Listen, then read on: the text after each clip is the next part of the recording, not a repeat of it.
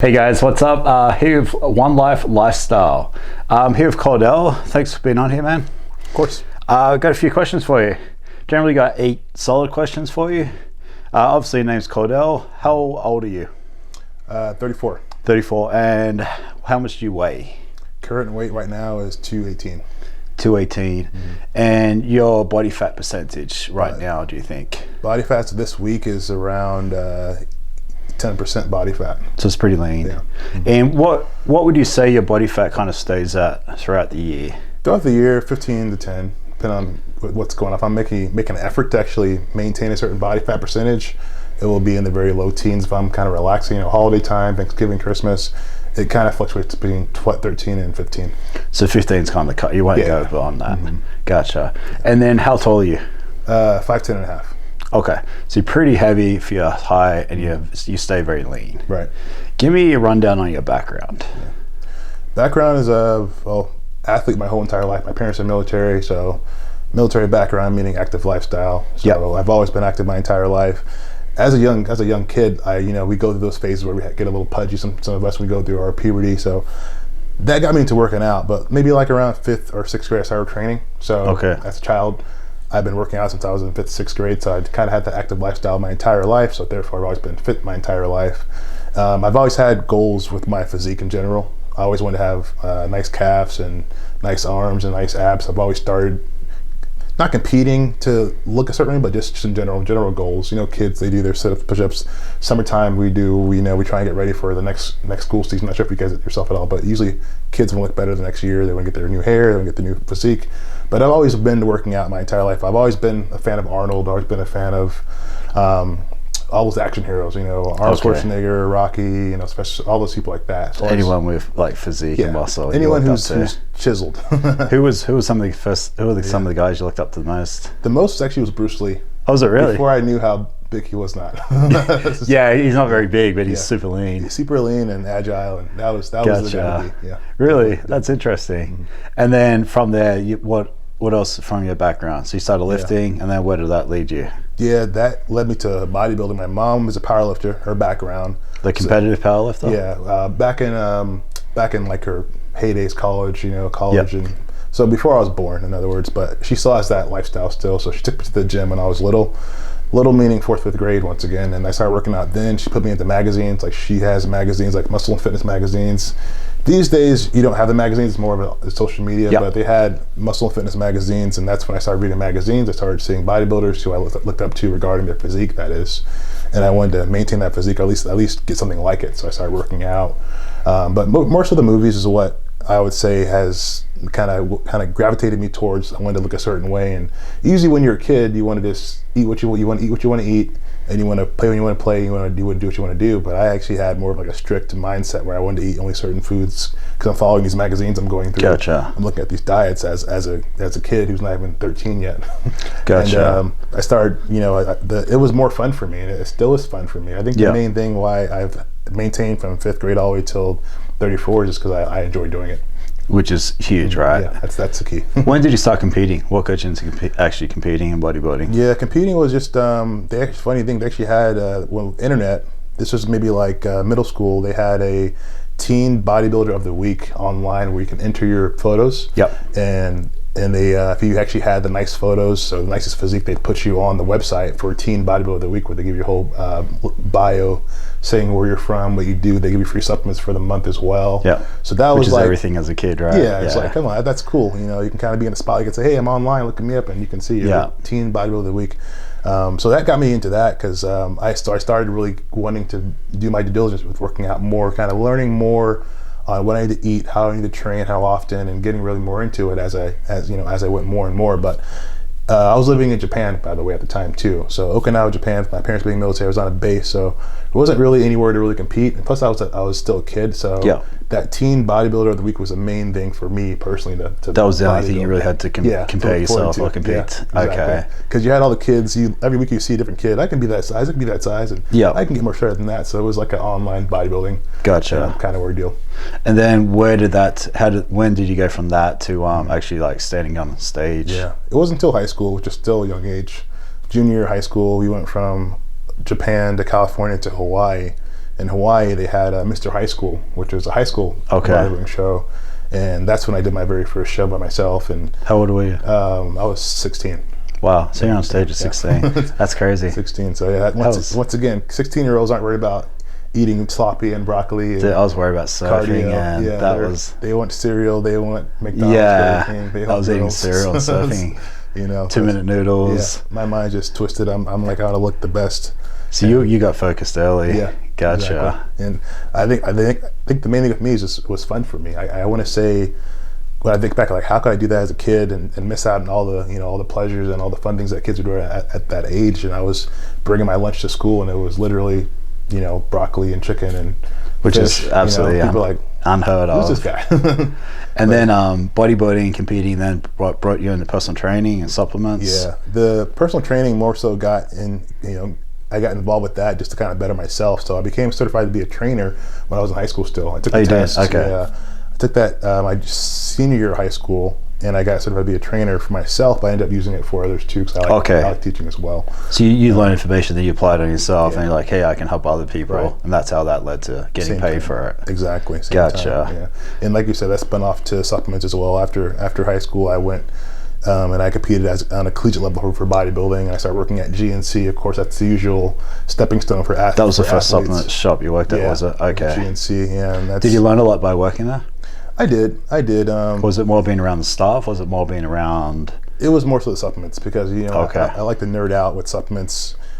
You have a whole store full of supplements, from things that get you bigger, things that get you stronger, things that make you lose weight, things that help you with anything wise. And back in our day, they had supplements that are banned now. So So they had some pretty hardcore stuff. A protein powder you can turn upside down. It wouldn't come out of the protein exactly. shake. They had It's like cake mix, wasn't it? They had all the very first of its kind. Yeah.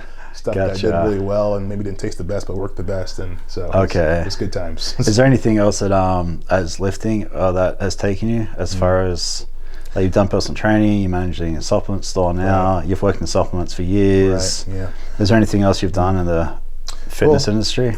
Being on the military base, because even when I was in college and high school, I was still living on a military base, and I actually had the opportunity to train people that were in the military, whether it be either military Marines, that is, it's a Marine base, train Marines, help them get in shape for their test. How old were you doing this? This was 17, 18. You're training Marine? Yeah. Really? Yeah. That's awesome. How cool is that? So that's something. How's that put on your resume? Yeah. Train Marine.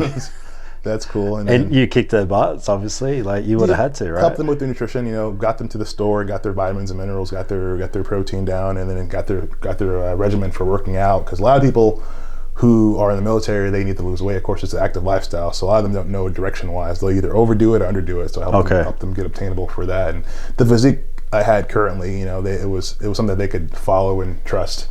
So yeah, absolutely. So you looked the part, and they're like, "Hey, I'm going to get the person who looks the part, even though he's younger." Yeah, exactly. Dude, that's awesome, man. So that's pretty cool. Love it. All right. So, what type of training do you do? What keeps you motivated? The training that I do currently is actually more of like a high intensity cardio, but with like a twist on weight training as well.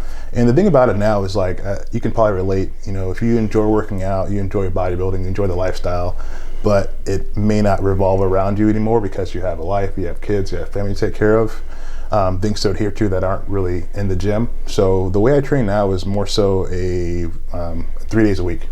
So I'll do Monday, Wednesday, Friday, and it will be more of a hit style. So I'll go very high intensity. So I'll do 3 sets, but it'll be till failure. It'll be with the superset. It will be with the drop set. It will go beyond failure. I'll maybe tie in my lower body, upper body together. I'll do cardio right after. So I'll just do something that's going to really tax my body to where I have to take days off the gym. And then it works out because I need days off anyways because I have to work and do other stuff as well. Gotcha. So So you're saying you can't fit in 5 days a week, 6 days a week like you used to. Unfortunately. So you've adapted your training, so you need to take days off. Exactly. Which gives you time to do nice stuff. Balance. I need days off, but I need days. But it's a balance. Yeah. And 3 days is maintaining your size and shape. And surprising, people's like, you only 3 days. I'm like, yeah, I do 3 days. It's between. I will do cardio. I walk my dog. That's considered cardio. I don't consider cardio like working out. I'm not sure about you, but anything that's going to be involving like weight training or high intensity. Well, it's anaerobic, right? Yeah. I guess it's good for heart health, so I'll do that daily. But yeah, I only weight train 3 days a week, and that's because of time, but also because I can still, maintain and get what I need physique-wise with those 3 days. Which is, how long the sessions go for? They're about 40 minutes. Damn. Yeah. That's is it, how high intensity are we talking? Like at 1 to 10, like how intense? Like 9, 10. Okay, so you're pushing. Yeah, it's. Any idea how many calories you're knocking out by doing that? I have a few different things I use to monitor. It says around 1,500, but who knows? Yeah, give or take what that's. See, I normally hit about 500 calories in my workout, but that's a lot in itself. Even it's not accurate, it's consistently not accurate. Yeah. So I mean, like it's consistently not accurate. Something so it gives me still. some type of consistent gauge. Right. Gotcha. So I didn't know you only did 3 days a week. Yeah, it happened to be because that's the thing too. Like we've been working out our whole life, so you know that already. And as you get older, your body doesn't necessarily recover the same. So say you do 5 days a week in the gym, but maybe 3 days we had not a full night's sleep, so we didn't recover. Or we have to do something with our children or work wise, and we miss, so things get out of whack. So I feel like I wasn't necessarily getting the full benefit of training as much as I like training. It was more fun for me. I like working out, but the benefit of recovering and maintaining and losing weight and building muscle, I wasn't really getting that full benefit. So I felt, how could I actually, make a smarter approach? And I like going, balls to the wall when training. And if you do that too much, you're overtraining. Because, you couldn't do that 5 days a week, could you? So. And then you're probably going to get injuries and pull muscles. Your body's going to export, but you can get away with 3 days a week, That's interesting. And then you have the rest of the week to recover, and then we all know you grow out of the gym. Everything changes out of the gym. Yeah. So you create that stimulus, and then let it grow from there. That's amazing. What keeps you motivated? Like at your age, you've been doing it since you're born. Yeah. What keeps you still motivated? That's the thing. Yeah. Beside the fact that it's just fun for me to do, I like people who actually are maybe wanting to look the way I look, whether it be someone who's younger than me or older than me. Just having that physique that people look up to and people can actually like stay motivated. I like to be able to motivate others. So with my physique, people usually say, "Yeah, how do you get that physique? I want you to train me. I want you to It's a positive thing, I feel. So the fact that my physique, kind of strikes as a positive motivating for men and women as well, I feel that's a nice motivator for me. I feel like the healthier I look and the more I maintain, the more I can help others as well. Absolutely. So it's not so much, it's a little more beyond myself. I do it for myself too, but I think more so I like helping people. I like people who actually see what I do regarding my training in the supplement store and my son and everything I do, but still having the time to look the way I look still without making a full 7-day-a-week effort. Yeah, you've just wiped out like single dad, no time for training, getting too old. Exactly. You've got injuries you've worked through. All these excuses that people throw out to the wall. Like you're just you're walking around looking the way you are, and you're going through everything that everyone else is going through, plus probably more. Very so, yeah. So yeah, that's crazy. Love that. As far as I'm going to cut it there because I didn't know you threw it. That'd be great on vacation. I feel. What's that? Oh, HIIT training. Oh yeah, doing that. Yeah. Okay. Yes, that'd be badass because then you need to recover. Then you don't feel bad not recovering. Yeah, just lay at the beach the next day. Obliterate yourself. Oh my God, beach. And then enjoy your food. Cold water. All right. You need a cold shower for sure. Yeah, cold shower. All right, Cordell, how important is diet? And give me a rundown on the diet you used to do, because I'm pretty aware of what you do now, and the diet that you do now, and why that is. Right. So first of all, how important is diet? I think diet, if your goal is to change your physique, say you've been a certain way for most of your life or even years on end, the diet's going to be the most important thing. It's first and foremost, you have to change your diet. And that doesn't mean, a few days a week, that means changing your diet, period. Having a different structure of food 7 days a week until your body can create lifestyle, right? New stimulus. And the key word, like you said, is lifestyle. It requires a lifestyle change. I consider myself a lifestyle coach because most people who I take on as clients, it's people who really want to change their lifestyle. And that means your meals is usually, of course, part of your lifestyle. Your eating lifestyle needs to change. That's your base. Changing your lifestyle to a healthier, cleaner, more regimented lifestyle. That's the most important thing. And would you say that's even just the way you think? Like you're even starting the way you think, right? Right. Everything's got to be.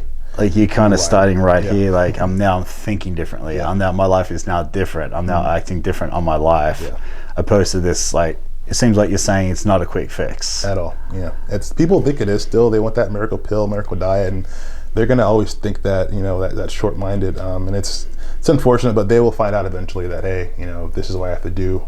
And when they do it, it actually works. And it's just more so being able to adhere to a meal plan that works for you.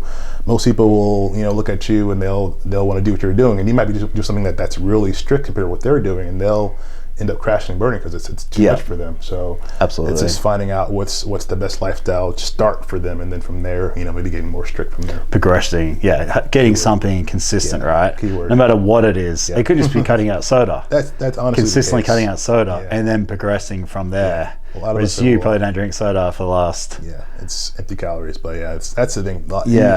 I bet most people drink soda, and they don't think about the empty calories and the sugar that they're consuming that's making them go more and more backwards. But it's lifestyle, once again, changing those lifestyle and bad habits you have, making them positive. Gotcha. So diet is everything. When you're competing, I know your diet's different now. How was your diet compared to now? And why did it change? It was it's just, I think it's more maturity with the diet. People they'll look at someone's diet and they'll look at their physique and they'll say he or she looks great, I'm gonna do what they're doing. Yeah. And that usually ends horribly because they're not that person. So for me, my diet, I went off of what someone who looked great is doing. Okay, this individual is doing chicken, tilapia, rice, and sweet potatoes all day long, and oatmeal. I'm gonna do that same thing, and I end up looking great, but I end up feeling like crap. I end up not being able to go out to gatherings and eat like regular people and go to restaurants because I got to eat this fish and sweet potatoes. I can't eat anything else. And I noticed it wasn't very obtainable. And my mentality is very militant, very strict, but it wasn't really sustainable is the key word. That's the key word to put it. I noticed that I was missing out on a lot of things, and it's just more so educating myself on what is actually needed and what is overdoing it and what's underdoing it. And I realized I was overdoing it at a young age. Even in my 20s, I was overdoing it, and not till recently to where I actually realized what the body needs regarding what you need for hormonal response, what you can get away with, what you should do for yourself regarding giving your body a break. Listening to signs, looking at signs of your body eating the same freaking foods all the time. So now it's definitely more of a balance. I implement, obviously, as you know, I implement different kinds of fast. I do reverse dieting. I'll do carb backloading. I'll do refeeds. So it's just more so I kind of listen to my body likes. Where my body needs, I go with that, opposed to being strict. And that's the thing too. I always say it's a body set weight. Once you're at a set weight that you want to be at, it's easier to maintain. It's easier to kind of have a better balance to what you're eating because you're already at that goal and your body is pretty set. Now, if you were to be maybe 50% body fat and you actually want to lose weight and you want to have a cheat meal every day or once a meal, a cheat meal once a meal or cheat meal once a week, that may not be the ideally the case until maybe much down the road. Okay. But my main thing is just as I got older, I matured and realized that you don't have to have a very, very strict diet, and eating strict is not always healthy. Okay. That's the main thing about it. I wasn't as healthy as I was eating clean as I am now, having more of a balance of healthy sugar, healthy carbs, healthy fats. And you're probably a lot happier now too, right? That too. And what you're talking about earlier too, it seems like that is more like if you're a bodybuilder and you want to compete. If you're talking about like the average Joe Blow, that's the thing. That's probably not the right diet for them, is it? Yeah, I don't know where we got this in our heads. I think a lot of us can relate. We got to eat every 2 hours. I'm not sure where we got that from. Yeah, we know if you're an athlete, that's always expending calories. You're getting ready for the bodybuilding show. That's probably ideal. But if you want to have a nice physique, you want to look great, you want to feel great, every 2 hours, every 6 meals a day, that's not really necessary. Or maintainable.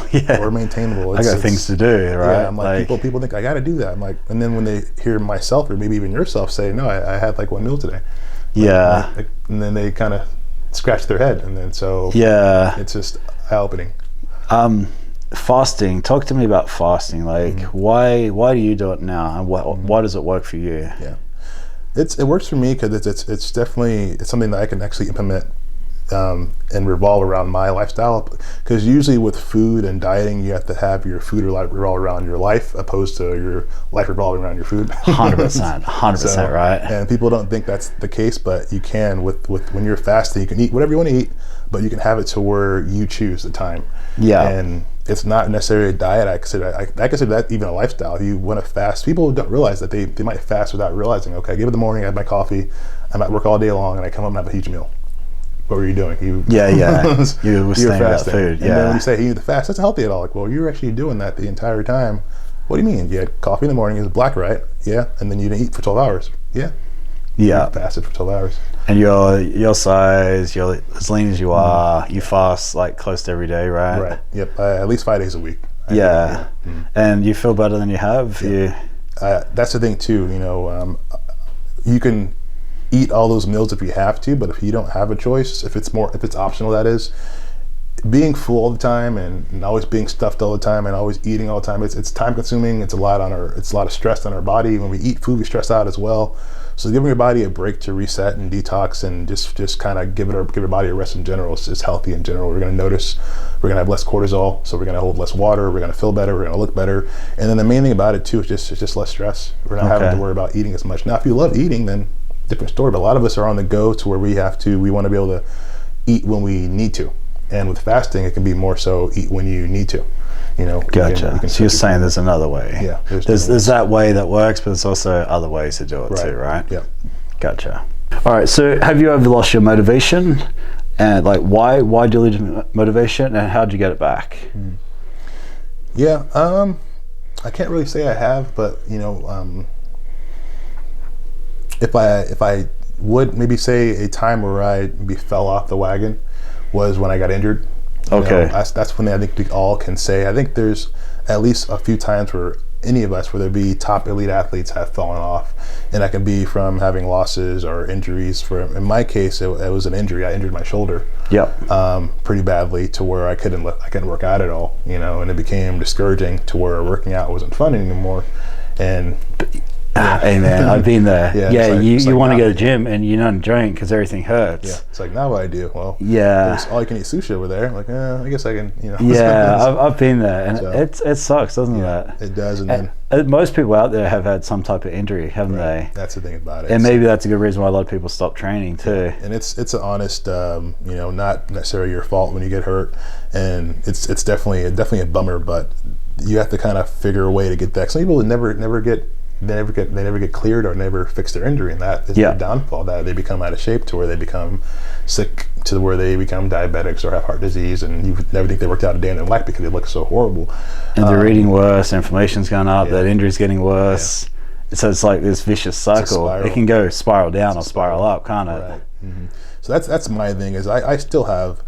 That's the thing with weight training. If you're a powerlifter, for sure. For a powerlifter, for a bodybuilder, for an athlete, we all have those nagging, bum knees or shoulders. And the main thing I always say, and I'd like, if I would have knew after the fact now, like moving forward, if I would have knew in the past, like that when you get hurt, you definitely don't want to stop moving. Most people, when they get hurt, maybe they might get the wrong advice. Hey, Brennan, you injured your shoulder. Take a break. Leave that alone. You want to do what you can, when you can, how you can. That's going to keep, because we all know that when you actually work out, it's actually healthy for you. You get those endorphins going, those healthy endorphins. It's really good for your serotonin and dopamine levels. When you're not working out, all those levels and hormones go down. You become depressed, and you become more motivated to be lazy and to eat things that aren't quite the case. So you want to always keep on moving. So when I got injured, I was told I needed to have my shoulder replaced. So when you have a shoulder replacement, you can't actually use weight to lift your shoulders anymore. You can't work out anymore. At all. So which is probably the worst thing possible you could tell you. Tell an athlete that, even it's like telling a swimmer they can't go in the water anymore, right? Yeah. Exactly. So that's what kind of had me lose motivation. I'm like, man, my what can I do now? This is all I know. This is what my passion is. But I ended up getting a few other. I saw a few other doctors, and they said, no, let's do an aggressive rehab. So I ended up working out to where I'll need my shoulder replaced. But when I got that news, that sent me down a pretty bad spiral for about maybe a few weeks. Okay. But the thing about it is, I back to what I've always said is, people look up to me and they see me and they see, even yourself, they see your physique, and people, you're always gonna, at least for me, I get pretty frequently people say, hey, you look great, or hey, you work out, or they'll give you those compliments that you are used to getting. And if you stop getting those compliments and they look at you, you're not the same. It's, at least for me, it's like, man, I'm not doing my job anymore. I can't, I need to be a motivator. So that's kind of like your blueprint, right? Yeah, that switch came back on. I said, let me do what I can do, and then. So a few weeks I did have a fall off, and every now and then, when you hear certain words that are discouraging or things happen to you, you can't help yourself but fall down a little bit. Yeah.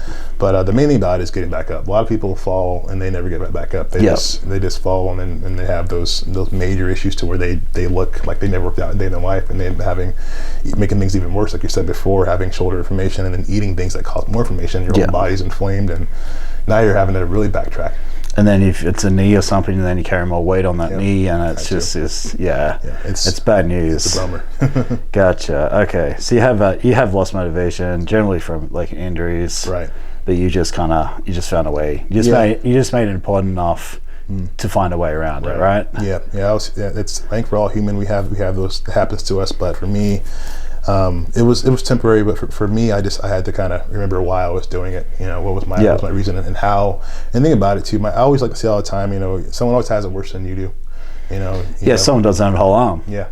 And they're at the gym. There you go. I see people all the time, a lot of military guys missing legs and things. I'm like, dude, what's my excuse? I need to work harder.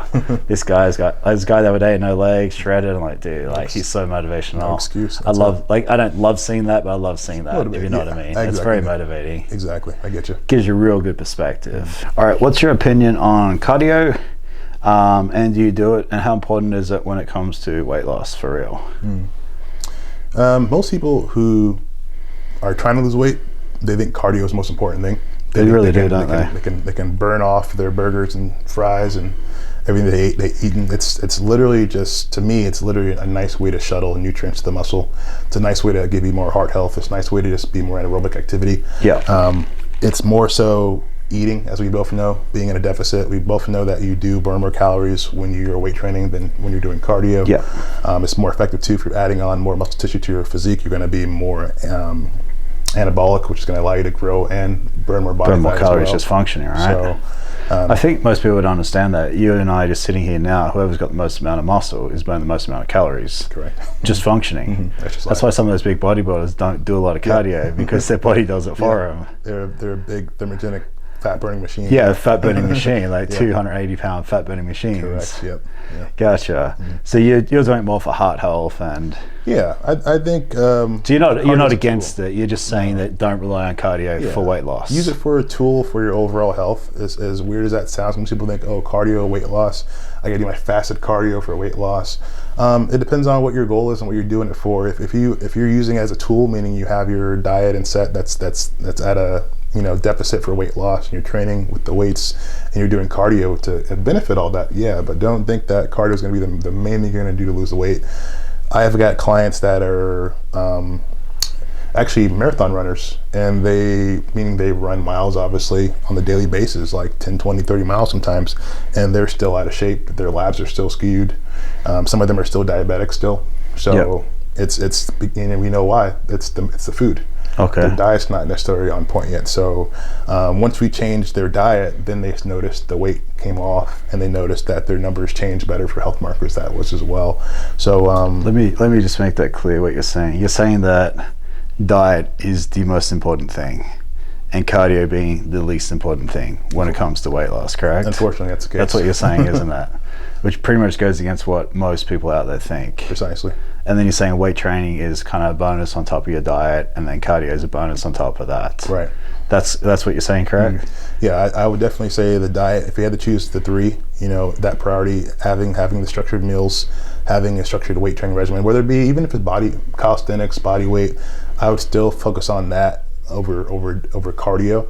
And then cardio would just be a tool to do if you want to implement cardio. Cardio it's like a bonus, right? Yeah, it's a bonus. That's a key way to put it. Don't expect the more cardio I do, the more I'm going to lose the weight. It's more so, and that's the fun thing too. I'm like, where do people get this from? Because this is the main thing about it. I have clients that are literally marathon runners. Yeah. Meaning they are running hundreds of miles on a monthly basis, and they're still out of shape. Okay. You know? So what do you mean by out of shape? Body fat's too high. Really? They have high body fat still. Like, well, you know, for instance, I only have 2 as of now, but one client runs. He's a marathon runner where he said he averages about 25, 30 miles a week. He does, but he likes to eat. Gotcha. So, you know, when he was younger, we always say, oh man, when I was younger, when I was your age, I used to look like that. Maybe that's the case, you know, when he was younger, possibly because he ran track his whole life, he was able to eat, get up in the morning and have Twix and candy bars for his fuel, and then run his 5 miles in the morning, 10 miles at night, and then he would be able to keep it off. But now he's having issues with weight, and he's thinking still, you know, maybe just trying to beat the dead horse.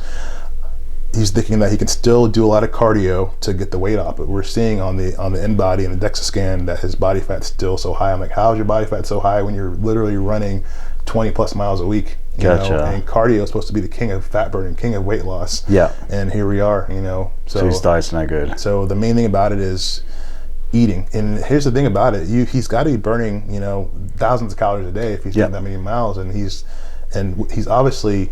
He can even be in a deficit still too, possibly, because I don't really do his diet. I do more of the weight training with him, but I know he does a lot of running because he's a marathon runner. But I know he's probably in a deficit still. But that even lets you know too the food choices. Say you only have 1 meal a day and it's just burger and fries, and and you're running all those miles, that can still dictate your ability to lose weight. So that's circling back around once again to how important the diet is. And even being in a deficit, you know, that still may not be enough. You might need to have structured meals. You may need to have more meals. Maybe do fasting still. Might need to be doing things based off your blood work, which is more so what he probably has. You know, I think his blood sugar is skewed. Obviously, his labs are definitely skewed. I know he's definitely insulin resistant, which is why he's diabetic as well. So, but that's just the main thing. That's really interesting. Yeah, it's just fasted cardio. Is popular. It's cool to do. I'm nothing against cardio, nothing against fast cardio at all, but it's not really a secret tool to let your body open up the fat burning switch. It doesn't really do much at all besides, you know, drive nutrients and carbs to the muscle and give you more overall health. But in a sense of just letting your body metabolize fat, burn fat, get shredded, it's not going to be cardio necessarily. You got to have diet, weight, cardio being the bonus. It circles back around to what you're eating, and unfortunately for some people, if they're eating healthy, they might still need to have an even more fine-tuned diet to where maybe they're eating based off their labs, maybe they're eating based off their hormones. So so that's the kicker. Most people who say, "Oh, I just need to do more and more and more cardio," I always bring this my athlete who's actually a marathon runner. This guy runs 10, 20, 30 miles, you know, on the monthly basis, and he's overweight and he's out of shape still, you know. And you guys are doing 30 minutes to an hour a day. He's doing miles a day. So it's so funny. When I was growing up, there's a guy I looked up to, and he's kind of like the guru for me. I was early 20s, he was 30, and he would tell me you don't need to do cardio to get lean. And the first time I dieted, I dropped something like 20 kilos, 30, 35 pounds, 40 pounds. Right. No cardio. Yeah. No abs. And I went from fluffy to 6% shredded. And everyone's like, "Oh, how many sit-ups did you do? How much cardio did you do?" And I was like, "Actually, none." And people are like, "No, really?" And I was like, "No, I did not do any cardio or a single sit-up." And I'm sitting there with a six-pack on a six-pack. They're just blown away. And it kind of proved it, because I knew it, but it's not till you do it for yourself. You're like, "Oh my God, like this is fact." Very so, yeah. This is absolute fact. You read about it, you got to do your cardio, you got to do your abs, you see all these workouts, these guys who look great in magazines doing ab workouts, and you got to do that, and here you go, put it to the test and don't do abs at all. And a full six-pack, like obliques, everything. That's crazy. Yeah. What is your cardio when you do it, and heart rate, length of time, how often do you do it? I try and do cardio at least 5 days a week, and it's just more so for, once again, driving nutrients to the muscles. It's also just for overall health. And for me, my appetite's not always the best, so for me it gets metabolism going for appetite. Okay. People, you find that makes me hungry. I feel first thing in the morning, if I get my heart rate going in the morning, I notice my appetite's there, so I can eat my meals if I need to eat my meals. But my cardio is more so either walking. It's high incline walking, or it's going to be the Stairmaster. And the reason why I like doing duration over intensity is because And from what I've read, my studies, and from what I've noticed on my own physique, is I can metabolize fat better. If you're doing a long duration of steady state cardio, you're going to possibly then tap into fat then. So you're gonna get the fat metabolism going a lot faster. And here's the thing too, if you're doing a lot of HIIT cardio, and maybe this is what's going on with my client too, he's running all these extensive miles a day and his body's not recovering. So if you're kicking your ass doing cardio, you did HIIT training for an hour straight, Stairmaster, you're full of sweat, you're drenched, you lost 3 pounds, and you slept like crap, you've spiked your cortisol. Gotcha. You're probably going backwards then as well. You're potentially breaking down muscle too, right? And don't talk about that at all. That's a whole different ballpark, because the fact that HIIT cardio does put you in a catabolic state as well, because you're catabolic meaning breaking down muscle for energy, wasting, right? Yeah. You waste muscle, your metabolism drops, the body fat. It's just gotcha. So you got to really be able to recover from the HIIT cardio, and recover from cardio in general. If cardio is taxing, if you're doing absolutely, for sure it is. And people hate doing it. I'm like, you don't have to do it at all, but you got to still get your heart rate up somehow. But cardio's it's very. There's a lot of back and forth on what people actually use it for. The facts are very skewed, I think, personally. Okay. All right, Cordell, what's your advice to people out there looking to lose weight? Yeah, good question. Most people who are looking to lose weight have been looking for weight loss for a while, probably. And probably trialed and failed many times, right? They've tried this and they've tried that. And people ask me all the time, me actually running a supplement store and looking the way I look, I get that question all the time. What can I do? How can I start? I want to have your physique, or at least something like that. Any tips? Well, even just to lose some weight, right? I want to get rid of this. What do you have? My main thing is, like, whatever you're doing right now, we need to totally change. It's a lifestyle approach. So my whole thing is, I always say one variable at a time. One what, sorry? One variable. Okay, one variable. So one thing at a time. If you can do one variable at a time. So like you said, most people, we have sugar, cans of soda, or we have a sweet tooth. Hey, before I go to bed, I have some Skittles. Before I go to bed, I have Ben and Jerry's, and that's one thing, but it's also one big thing. So if we're having a necessary amount of sugar, and I bet maybe 90% of people, 90% of people who ask me, 90% or more, who ask me questions about weight loss, they probably have a sweet tooth. Okay. I know I do. I'm not sure about you. Yeah, I love my sugar. But in moderation. Yeah. So I'll say, what do you snack on? What do you tend to snack on? Okay. They always have, oh crap, they got me there. Oh well, you just call it straight out. And I was like, well, if you can literally start with cutting that out, period, and then you usually get the response, oh, that's hard. Yeah, that's why you're overweight, right? That's hard to do. I'm like, it was easier when people walk around as abs. Yeah, exactly. I'm like, well, that's your one thing to start with. Tackle that one thing out, and then once you've mastered that, add. Come back to me. Another variable. So really? So you would just don't come back to me until you kind of got that thing. And that makes because if you cut soda out alone, that's significant different. That's huge. That can be life changing. That's the number one cause of obesity in America. Life changing. Is soda. Life changing. Yeah. All that, and the thing about it, we can nerd out and talk about what kind of sugars they use, the corn syrup, the corn sugar, corn solids, and those things spike your blood sugar, and they spike your blood sugar for a significant amount of time too. And if you're doing that all the time, you're going to become insulin resistant, to where your body doesn't use sugar the way it does, to where everything you're eating is just being stored and stored and stored. Okay. So if you can kind of get that sugar to be out of the equation, to where you're hopefully getting your body to be more insulin sensitive again, meaning your body's able to utilize sugar properly, to where you actually can use for energy opposed to storing it all the time, you can maybe start losing weight then. So that one variable, meaning getting rid of that one soda a day, or getting rid of that one candy bar a day, could actually reverse a lot of things, from maybe your blood work to maybe how you feel. Because most people usually have caffeine sugar, and they'll usually crash afterwards too. So they might just feel better in general, but everyone's got their one, Achilles tendon, I'll say, with what they can't stop eating. But would you say, when you talk about one variable, would you say a sugar variable is more important than a high fat variable? In my opinion, yes. I would second that too. It's very arguable. Some people are really against fats, some people are really against carbs. I think it's all about balance. And most people in general, they tend to gear towards sugar. And carbs, addiction too, right? And it's just so easy. Everything's so saturated in sugar, refined sugar, refined carbs, and things that are usually high in fat are also high in sugar too. So if you get rid of the sugar, you get rid of the fat usually as well. Gotcha. I like that. I never heard that advice. I like that a lot. And then how does someone stay motivated or keep pushing to keep after what you're saying? They cut out that one variable. They kept building on that. how do they stay motivated? Or they start to see results or feel better? Is that what kind of comes next? I think people, as we mature and with our weight loss journey, whether it may be weight loss or getting ready for wedding or whatever it may have you, a lot of us become self-motivated because we're looking at these magazines and we want to look at this person, but we notice ourselves that we're losing weight and we become more motivated. Man, I lost 5 pounds, I lost 10 pounds, I lost 20 pounds. Yeah. You know, I'm gonna maintain this. And that's the thing too, like that's one cool thing about social media is you have people who actually do things like you're doing right now and putting content out there for free, people to advise, people who can relate to things, you know, that we're talking about, and they can actually use that for motivation as well. Yep.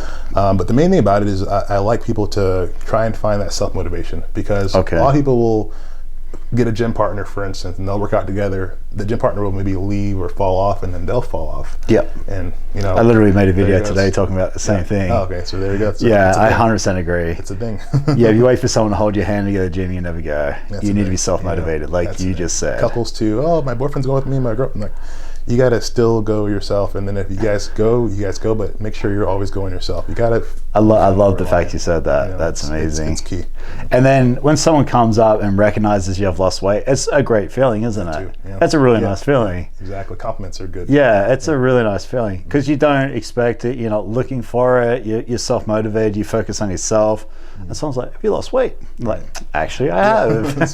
Thanks for noticing. Yeah, especially guys. You know, we compliment ladies a lot, which is great, but we don't compliment men a lot. So when men get complimented on their weight loss or their physics, it helps. We get that motivation go up a lot higher. We feel really good about ourselves, and we maybe want to pass it on and let them know, hey, you look good, and let you know. So it's a really positive thing, and that's the thing when I say becoming reliant on your weight loss journey is when you get that self motivation, others are going to notice it. They're going to see how you walk and how you feel. They're going to notice, hey, you lost weight, you're looking good, and that's going to give you motivation to keep on doing it. Because when you fall back, they're going to be like, hey.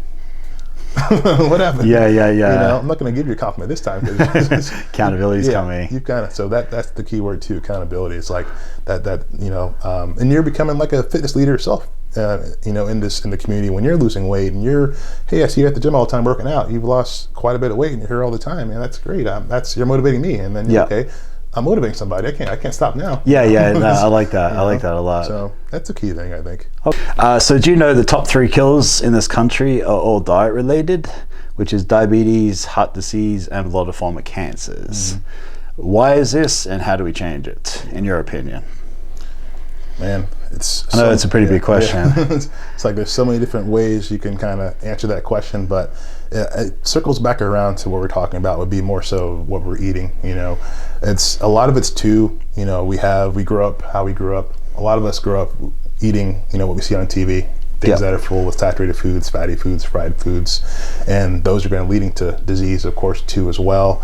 A lot of us, too, we don't have time. We don't make time, keyword, to be active. You know, after when we're kids, of course, we play, but when we become older, we don't take care of ourselves. So the main thing about it is just more so self-accountability, just making the effort to actually, because most of us in general, when we wait till we have an issue. We like to get that scare.